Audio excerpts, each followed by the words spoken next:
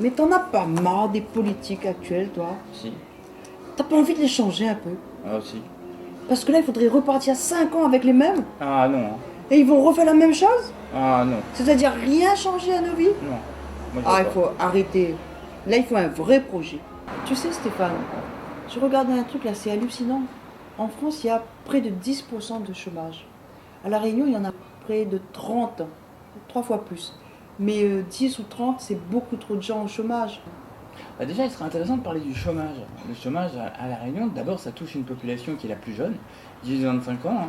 Donc, on va trouver des 60% de taux de chômage dans cette génération et dans certaines communes, 80% de chômage.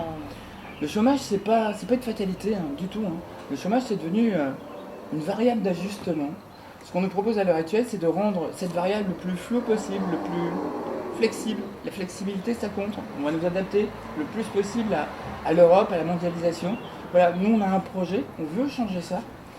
L'objectif, c'est travailler moins, hein, quelque part, mais travailler tous, travailler mieux, de la même manière. Donc, ça peut être une bonne idée de la même manière. J'aime bien ça. Bah, moi aussi. Travailler moins, travailler mieux, travailler tous.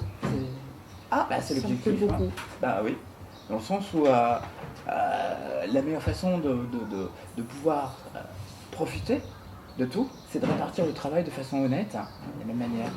Il y a aussi une autre solution aussi, c'est redynamiser. Redynamiser, ça passe par quoi? Réévaluer les salaires, remonter le SMIC, dans le sens où on ne pourra pas continuer comme ça longtemps. Donc, éloigner le spectre de la pauvreté en France et de la précarité. Pérenniser le travail, pérenniser l'emploi, c'est une obligation. On ne peut pas continuer à faire des petits boulots. Le travail, ça ne doit pas être synonyme d'une promesse électorale. Ça ne doit pas être là pour dire, voilà, il donne à Azote une petite monnaie. Et dis merci. Non. Tu travailles aidé. Non, ça ne va pas être possible.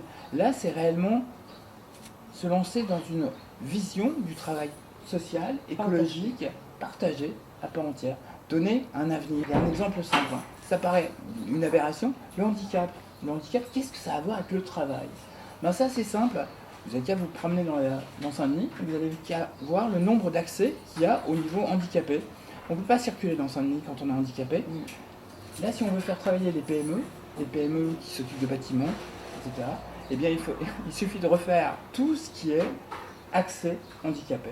C'est du travail, et du travail qui va durer et qui va se maintenir.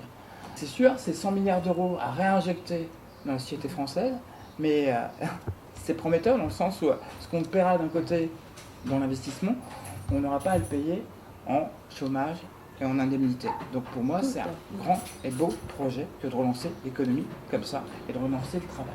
Pour une fois, écoutez, votre voix va servir à quelque chose, elle va servir l'avenir en commun.